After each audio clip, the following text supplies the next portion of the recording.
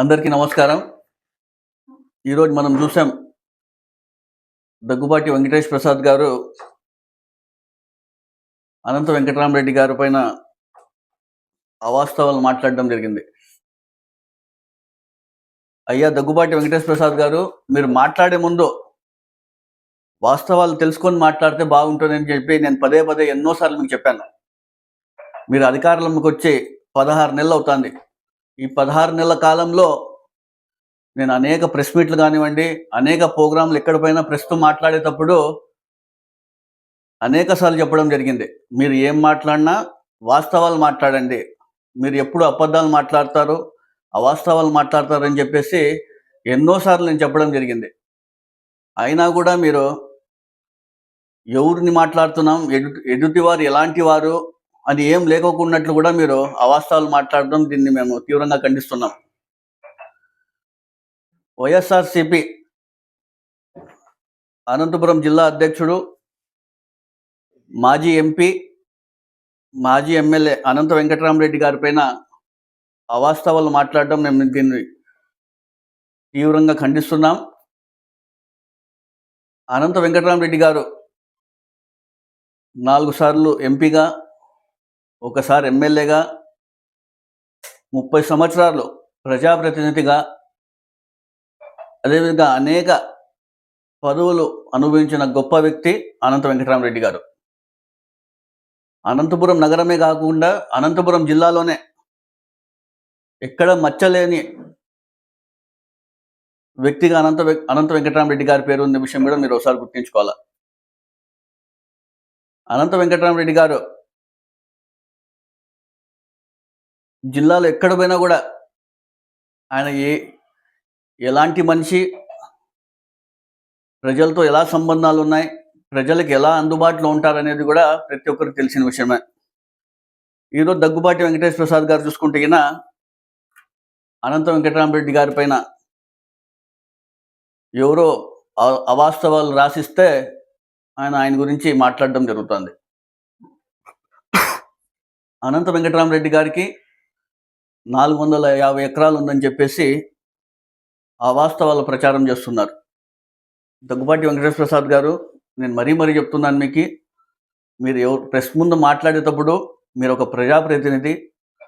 అనంతపురం నగరం అంతా మీ వైపు చూస్తారు. మీరు మాట్లాడే ప్రతి మాటకి ప్రజలందరూ గమనిస్తారు. మీకు అనేక సార్లు చెప్పాను నేను, మీరు ఎప్పుడు ఏం మాట్లాడినా అవాస్తవాలు మాట్లాడతారు. వాస్తవాలు మాట్లాడండి. వాస్తవాలు మాట్లాడితే ప్రజల్లో కూడా వినడానికి బాగుంటుంది. ఇప్పుడు ఎలా అయిపోయిందంటే దగ్గుబాటి వెంకటేష్ ప్రసాద్ అంటే ఆయన అబద్ధాలు తప్ప ఏం వేరేది మాట్లాడనే విషయం కూడా అందరికి తెలిసిపోయినట్టుగా ఉంది. నేను ఒకటే చెప్తున్నాను, అనంత వెంకటరామరెడ్డి గారికి మీరు 450 ఎకరాలు అంటున్నారే, అనంత వెంకటరెడ్డి గారి అప్పటి నుంచి అనంత వెంకటరామరెడ్డి గారు కావచ్చు, అనంత సుబ్బారెడ్డి గారు కావచ్చు, అనంత చంద్రారెడ్డి గారు కావచ్చు, వాళ్ళ ఉమ్మడి కుటుంబానికి మొత్తం కలిపిన 85 నుంచి 80 ఎకరాలు మాత్రమే. దానిపై ఏమైనా 1 ఎకరా అయినా కూడా ఉంటే మీరు తీసేసుకోండి. ప్రభుత్వం మీదుంది, అధికారులు మీ వాళ్ళు ఉన్నారు, ఎంక్వైరీ చేయించుకోండి మీరు, మేము కాదన్నాం. కానీ అవాస్తవాలు మాట్లాడితే మాత్రం మేము వినే పరిస్థితి ఉండదని నేను చెప్తున్నాను. ఈరోజు హంద్రీ పూర్తయిందని చెప్పి ఎవరు కృషి దీని వెనకాల? అనంత వెంకటరామరెడ్డి గారు మీరు గుర్తు చేసుకోవాలా. ఈరోజు అనంతపురం నగరానికి తాగునీటి సమస్య లేదంటే ఎవరు కృషి ఇదంతా? పిఏబిఆర్ నుంచి తీసుకొచ్చారంటే నీళ్ళంతా కూడా అనంత వెంకటరామరెడ్డి గారి కృషి ఎంతనో ఉంది. ఈరోజు ఆర్ట్స్ కాలేజ్లో కొత్త భవనాలు కావచ్చు, డిగ్రీ కాలేజ్లో హాస్టల్స్ కావచ్చు, ఇంకా చెప్పుకుంటూ పోతే చాలా ఉన్నాయి. అనంతపురంలో గత 5 సంవత్సరాల్లో 1045 కోట్ల రూపాయలతో అభివృద్ధి కార్యక్రమాలు చేసింది ఎవరు? ఎక్కడ మచ్చలేని నాయకుడుగా అనంత వెంకటరామరెడ్డి గారు ఉంటే ఈరోజు మీరు అంత పెద్ద ఆయన పెట్టుకొని నోటికి వచ్చినట్లు మాట్లాడుతున్నారు. మీకు పదే సార్లు చెప్పాను నేను, వాస్తవాలు మాట్లాడండి. తప్పుడు మాటలతో మీరు ప్రజలకి మభ్యపెట్టాలని చూస్తున్నారు. ప్రజలు ఎవరు నమ్మే పరిస్థితులు లేదని కూడా మీ అందరికీ తెలుస్తున్నారు. అనంతపురం నగరంలో నిన్న జరిగినటువంటి ప్రెస్ మీట్లో ఏమన్నారు అనంత వెంకటరామరెడ్డి గారు? అనంతపురం నగరంతో పాటు అనంతపురం జిల్లాలో జరుగుతున్నటువంటి అరాచకాల మీద ఆయన మాట్లాడడం జరిగింది. ఆయన చెప్పారా లేకపోతే నేనేమని చెప్పానా? మీ పార్టీలో ఉండే నాయకులు, మీ పార్టీ ఉండే వాళ్ళే చెప్తున్నారు. అదేవిధంగా మీ పత్రికల్లో వచ్చిన విషయాలే మేము చెప్తున్నాం. ఏ విధంగా అనంతపురం నగరం కావచ్చు, జిల్లాలో కావచ్చు, దౌర్జన్యాలు కావచ్చు, భూ కబ్జాలు కావచ్చు, రౌడీజం కావచ్చు, దందాలు కావచ్చు, ఇవన్నీ మేము చెప్పే మాటలే. ఇవన్నీ చెప్పండి. దీనికి మీరు సమాధానం చెప్పకుండా వ్యక్తిగతంగా ఆరోపణలు చేసి ఏందో డైవర్షన్ పాలిటిక్స్ చేస్తున్నారు దగ్గుపాటి వెంకటేశ్వర ప్రసాద్ గారు. అయ్యా దగ్గుపాటి వెంకటేశ్వర ప్రసాద్ గారు, మీ గురించి అనంతపురం అందరికీ తెలుసు. మీరు 16 నెలల్లో ఎలాంటి వారు, ఏమేం చేస్తున్నారు మీరందరూ కూడా ప్రతి ఒక్కరికి తెలుసు. మేము ఏం మాట్లాడినా వాస్తవాలతో మాట్లాడుతున్నాం. ఇక్కడ అందరూ చూసుకుంటే కన్నా ఇప్పుడు బెల్ట్ షాపులు నడుపుతుండేది మీరు కాదా? మద్యం షాపులో నడుపుతుండేది మీరు కాదా? కల్తీ మద్యం అమ్ముతుండేది మీరు కాదా? అదేవిధంగా మున్సిపల్ స్థలాన్ని కబ్జా చేస్తుండేది మీరు కాదా? చెప్పండి ఇవన్నీ. దీనికి సమాధానం చెప్పండి. మీరు సమాధానం చెప్పకుండా వ్యక్తిగతంగా ఏదో ఆరోపణలు చేస్తే మేము చూస్తూ ఊరికే ఉంటాం అనుకుంటున్నారా మీరు? అనంతపురంలో రౌడీజం నడుస్తుంటే దీని వెనక మిల్లేరా? భూ కబ్జాలు కానివ్వండి, దౌర్జన్యాలు కానివ్వండి, అక్రమాలు కానివ్వండి. ఈరోజు మన సాయినగర్లో చూసుకుంటే కన్నా ఒక మైనార్టీకి సంబంధించి ఒక షాప్ సంబంధించి డబుల్ రిజిస్ట్రేషన్ విషయం దీని వెనక మిల్లేరా? శారదానగర్లో చూసుకుంటే ఒక స్థలానికి సంబంధించి జీపీఏ చేపించి అది ఆక్రమించుకోవాలని చూసేది దీని వెనక మిల్లేరా? అదేవిధంగా పటాకులు అమ్ముకోవాలన్నా కూడా భయపడిచ్చే పరిస్థితుల్లో ఉన్నారు మీరందరూ కూడా. పటాకులు అమ్ముకోవాలన్నా కూడా మీకు వచ్చి కలవాలా, మీకు వచ్చి ఏదో కమిషన్ ఇవ్వాలని చెప్పి ఇది కూడా ఒక పెద్ద చర్చ జరిగిన విషయం మీకు తెలీదా?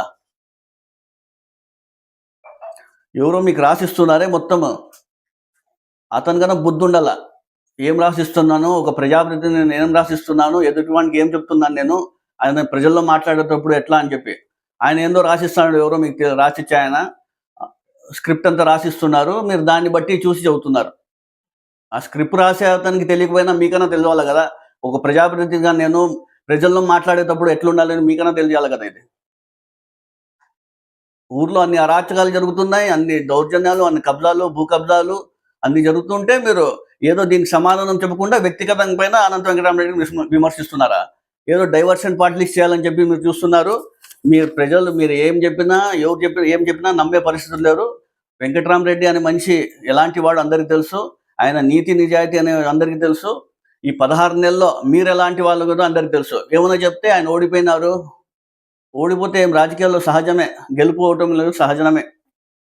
చంద్రబాబు నాయుడు గారు కూడా ఓడిపోయారు ఒకసారి, లోకేష్ గారు కూడా ఓడిపోయారు, పవన్ కళ్యాణ్ గారు కూడా ఓడిపోయారు, పురంధేశ్వరి గారు ఓడిపోయారు. మీ ఇప్పుడు ఉన్న క్యాబినెట్లో మంత్రులు కూడా అనేక మంది ఓడిపోయారు. ఓడిపోతే ఏం చెప్పండి? మీరు దానికి విమర్శించడం చెప్తాను. ఇక దగ్గుపాటి ప్రసాద్ గారు ఒకటే చెప్తున్నా, మీరు ఇప్పటికైనా మీరు అన్ని కూడా వాస్తవాలు తెలుసుకొని మాట్లాడండి. నేను ఒకటే చెప్తున్నాను, 85-86 ఎకరాలకు మించి ఉంటే కూడా మీరే తీసుకోండి. అదంతా ప్రభుత్వం ఉంది, ఎంక్వైరీ చేయించుకోండి. నాకు తెలుసు, మా కుటుంబం వాళ్ళ కుటుంబం దాదాపుగా 70 సంవత్సరాల నుంచి అనుబంధం ఉంది. మా తాతగారు వాళ్ళ నాన్నగారు స్నేహితులు, మా నాన్న వాళ్ళ నాన్న వెంకటరామరెడ్డి గారు కూడా స్నేహితులు. ఇప్పుడు నాకు తెలుసు 85-86 ఎకరాల కన్నా పైన ఉంటే కూడా ఆ ఆస్తి అంతా మీరే తీసుకోండి. ప్రభుత్వం మీరు ఫస్ట్ ఎంక్వైరీ చేయాలి. దీనికి ఊరికి ఆరోపణలు చేసేది కాదు. మొన్నటి రోజు పైన కూడా నా పైన కూడా మీరు అనేక ఆరోపణలు చేసినారు. ఇంతటి వరకు మీరు నిరూపించలేదు. వాస్తవాలు మాట్లాడని తెలియజేస్తున్నాను.